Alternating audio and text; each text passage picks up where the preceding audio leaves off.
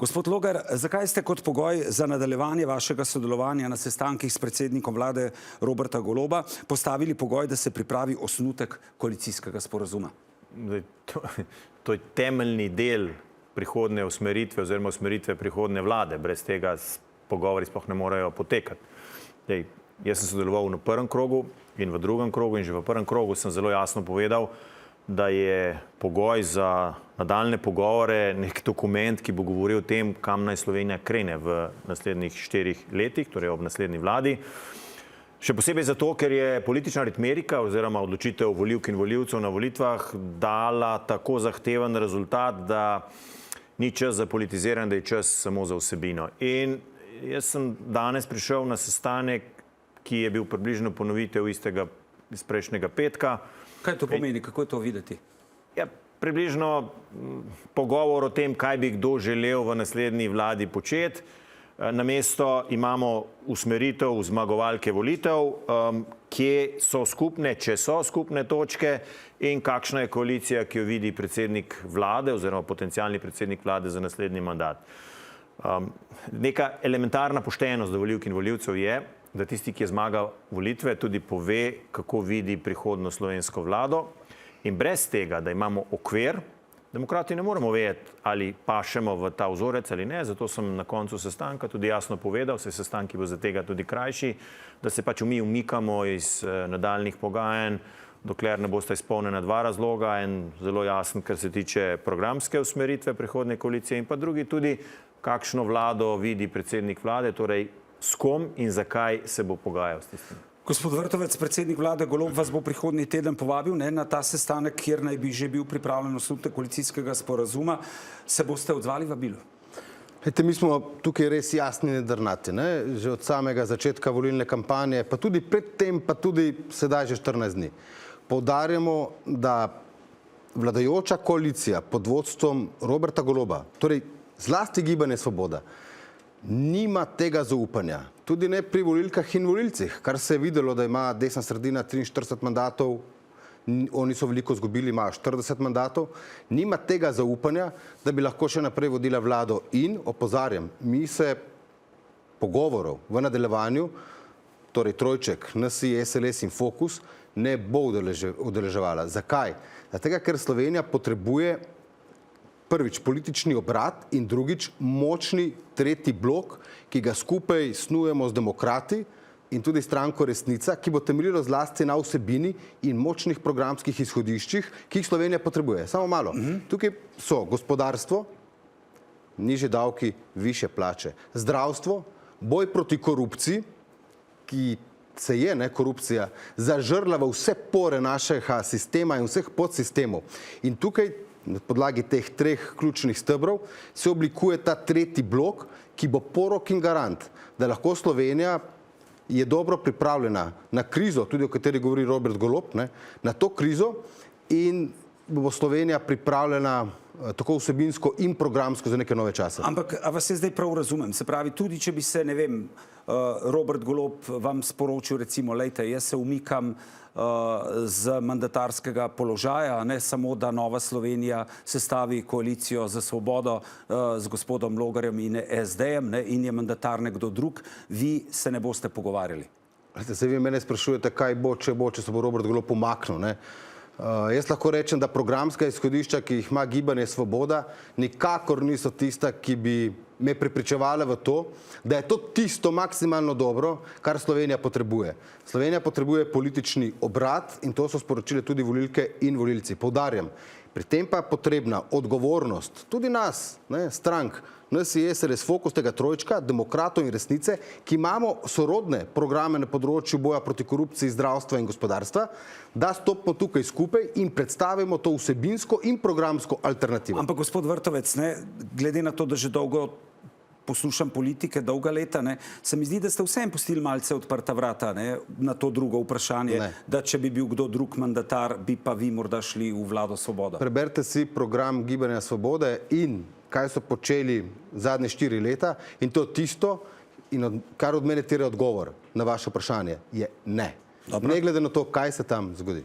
Potem, če gospod Logar, če bo gospod Vrtovec držal besedo, ste potem v bistvu... Jaz bom držal besedo. Vi boste ker držal? vedno držim. Dobro, gospod Vrtovec bo držal besedo, se pravi, ostanete vi in gospod Stevanovič, ki lahko pomaga oblikovati koalicijo, ki bi jo vodil Robert Golob. In zato zdaj za vas vprašanje, bi vi šli recimo potem v koalicijo, ki bi jo lahko sestavil Robert Golob, v kateri bi bila SD, Levica, in če ste vi tam, je dovolj glasov. No, če smem korak nazaj, jaz sem danes potegnil ročno zavoro preprosto zato, ker mi ne vemo, kje stoji Gibanje Svoboda. Če kdo referira recimo na njihov program Aktivna Slovenija, ali kako je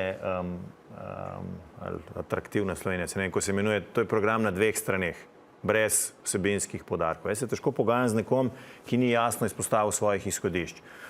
In za mene je bil ta zelo jasen pokazatelj, da teh pogajanj ne moremo nadaljevati, dokler nimamo zelo jasne slike, kako naprej. Ravno razprava o korupciji. Mi smo na prejšnjem sestanku se dogovorili, da se oblikuje neka programska skupina za pripravo sistemskih ukrepov na področju korupcije. In sem tudi takrat zahteval, da pričakujem od Gibanja Svobode, da pripravi pogajalske izhodišča.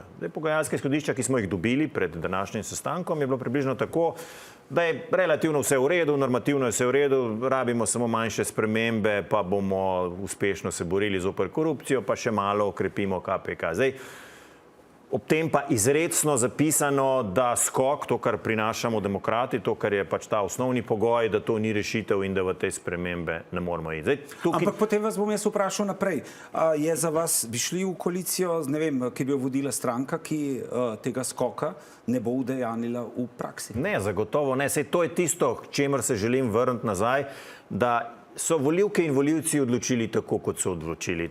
Tega ne moramo negirati, to je stanje, ki je pač sedaj v slovenskem parlamentu.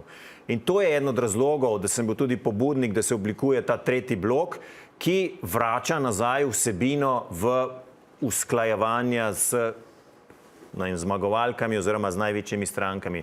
In poglejte, 3 stranke skupaj, kjer jaz sem šel zelo natančno pogledati programe na področju boja proti korupciji, na področju zdravstva, na področju gospodarske politike, so relativno ali pa zelo, zelo podobni. In ta povezava, ki je usmerjena v programsko povezovanje, potem skupaj predstavlja 20 poslanskih mest v državnem zboru. To je pa že bistveno močnejša pogajalska pozicija z enim ali drugim, predvsem ravno zato, da izpostavimo tisto, kar je ključno, če želimo Slovenijo postaviti naprej. Ampak veste, kaj je tudi ključno po tem, kar ste vi zdaj meni dejali? To, da potem vi trije z resnico ostanete skupaj. In v levi koaliciji, če jo bo sestavljala Svoboda, tega ne boste mogli početi, ker NSI-ja tam ne bo. Vi pa boste ostali pod velikim pritiskom, da greste recimo v vlado, ker nekateri menijo, da imate tudi zato, ker niste izvoljeni v parlament, šibkejši položaj in da boste bolj dojemljivi za morebitne ministerske stolčke. Ne, to je zadnja. Jaz sem zelo, rekel, kar se tega tiče, zdržim nervozo v teh pogajanjih. Na koncu koncev v zadnjih 14 mesecev smo bili deležni težke artilerije z leve in z desne, kar nam je vzelo kar nekaj za leta, ampak kljub temu smo edina ta nova stranka, ki je prišla v državni zbor z odstotkom glasov, ki v bistvu odloča o na koncu koncev sestavi nove koalicije. In to je bistvo, če se vrnemo vsebini in če se oblikuje nek blok, je potem na strani tistega, ki je dosegel rezultat, da lahko sestavi vlado, potem odloči, a sprejme to ali ne sprejme. In so pogajalske pozicije popolnoma drugačne. Kje bo zdaj tukaj Nova Slovenija? Ker recimo ta 3. blok, potem v bistvu, če vi pravite, da ne greste z Gibanjem Svoboda, potem ostane ta 3. blok, se pravi recimo enoten, samo če vlado poskusi sestaviti Janez Janša. Ključno je, da zdaj 3. blok se pogovarja o vsebini in programskih izhodiščih, ki bojo definirale prihodno koalicijo. Jaz sem povedal stališča glede sodelovanja v koaliciji levih strank, kot jo poznamo danes, kar se tiče trojčka NSI, SLS in Fokus. Ampak dovolite eno stvar, Mi smo zadnje 4 leta poslušali tudi gospodarskega ministra, zdaj predsednika SD Matjaža Hana, ki je vedno govoril, da ima dobre predloge za gospodarstvo, pa jih ne more v tej koaliciji uresničiti. In ne bo to javno vabilo gospodu Hanu. Glede na to, da te predloge, ki jih ima, ne prinese na mizo, tudi v okvir tretjega bloka, ki ga snujemo, in jih bo znotraj tega tretjega bloka lažje uresničil. Jaz govorim o tem, da je tudi, kar se tiče vis-a-vis krizi, o kateri govori Robert Golob, ključno imeti tudi programske in vsebinske rešitve. In verjamem, da bo potem te vsebinske programske rešitve pripeljale do oblikovanja tiste razvojne koalicije, o katere sem že govoril v predvolilni kampanji. Ampak glejte, ta tretji blok nima dovolj glasov, da bi formiral vlado. Ne? Pa sej ne gre za to, da formira vlado. Kaj pa gre za to, kar pravi gospod Stevanović, ne, samo tako, da vprašam, če ste vsi skupaj trije, ne vem, ali v levem bloku, kar zdaj po besedah gospoda Vrtovca je misija nemogoče, kar se tiče Gibanja Svobode, recimo vi niste še izključili, ne vem, ali bi šli recimo se pogajati z Janezom Janšo ali ne, bi se šli, če bo to potrebno? Pogaja se... Ker potem, veste, govorimo o tem tretjem bloku, ki bi potem bil lahko recimo kot skupaj, ne, kontra utež tej stranki ali z leve ali z desne, a ne. Z leve vidimo, da to, kot je dejal gospod Vrtovec, ni mogoče, kar se tiče Gibanja Svoboda, na desni strani je očitno to še opcija, da je ta kontrapunkt, ne vem, SDS-u, če bi sestavljal vlado. Glejte, rezultat volitev dal takšen rezultat, kaj je. V tem trenutku se pogaja Robert Golob. Mi smo poleg, zaradi tega, ker smo jasno povedali, da bomo poleg pri teh stvareh, ko so izpolnjeni določeni pogoji. Pogajalski proces za naslednjo vlado bo zaradi rezultata, tudi zaradi kampanje, trajal recimo 2 meseca. In jaz pravim, ta prvi del ima Robert Golob in tu bomo mi sodelovali v tem delu, kolikor lahko program, ki smo ga pripravili za volitve, ki mislim, da je edini pravi za Slovenijo, uspešna Slovenija, udejanimo.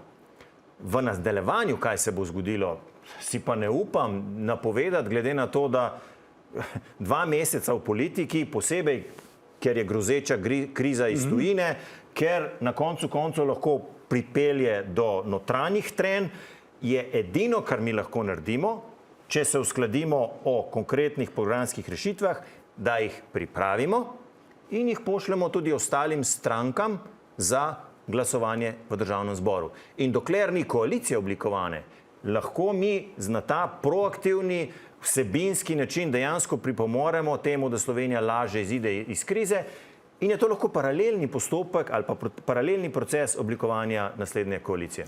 Leta, odgovor na krizo, ki prihaja in okrog katere govori tudi Robert Golob, ne more dajati tisti, ki je še v petek pred volitvami govoril, da nobene krize ne bo. Ta isti Robert Golob. Ali pa ki je negiral 4 leta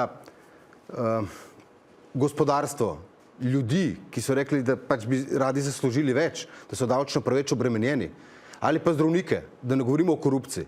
Torej, jaz ocenjujem, da Robert Golob ta trenutek in Gibanje Svoboda ne more pripraviti ustreznih ukrepov, tudi zaradi stvari, ki so se dogajale v zadnjih 4 letih. In to je bilo razredno sovraštvo, ideološko sovraštvo proti gospodarstvu, kmetom, obrtnikom, zdravnikom. In tukaj je zelo pomembna ta stvar, da te stranke v tretjem bloku predlagajo rešitve za naslednje ključno obdobje, pred katerim je Slovenija.